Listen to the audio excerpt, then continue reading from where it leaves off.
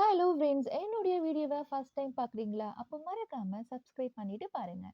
இன்னைக்கு வீடியோல கொண்ட குருமா எப்படி செய்றது தான் பார்க்க போறோம். இந்த ரெசிபி பார்த்தீங்கன்னா, பேச்சுலர்ஸ் கூட ரொம்ப ஈஸியா செஞ்சிடலாம். ரெசிபி இதோ உங்களுக்காக.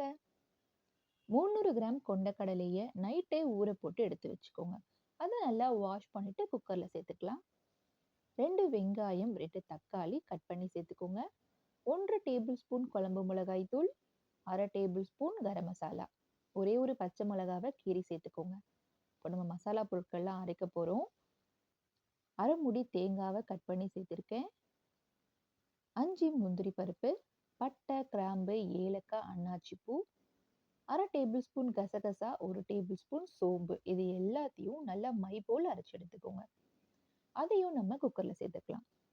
1/2 கிளாஸ் தண்ணி சேர்த்துட்டு தேவையான அளவு உப்பு போட்டுக்கோங்க.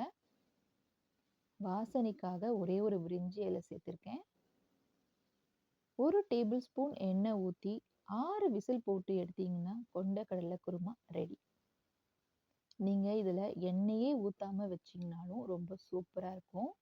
ஸோ நீங்கள் டயட் ஃபாலோ பண்ணுறீங்கன்னா எண்ணெய் இல்லாமல் கூட செஞ்சுக்கலாம்.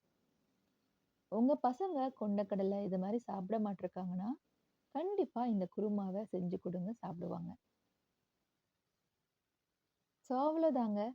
இந்த வீடியோ பிடிச்சிருக்குன்னு நம்புறேன். இந்த வீடியோ பிடிச்சிருந்தா லைக் பண்ணுங்க, ஷேர் பண்ணுங்க. என்னுடைய சேனலை மறக்காம சப்ஸ்கிரைப் பண்ணிக்கோங்க. மேலும் என்னுடைய வீடியோ உங்களுக்கு தொடர்ந்து வரணும்னா அந்த பெல் ஐக்கானை மறக்காம கிளிக் பண்ணிக்கோங்க. தேங்க்ஸ் ஃபார் வாட்சிங்.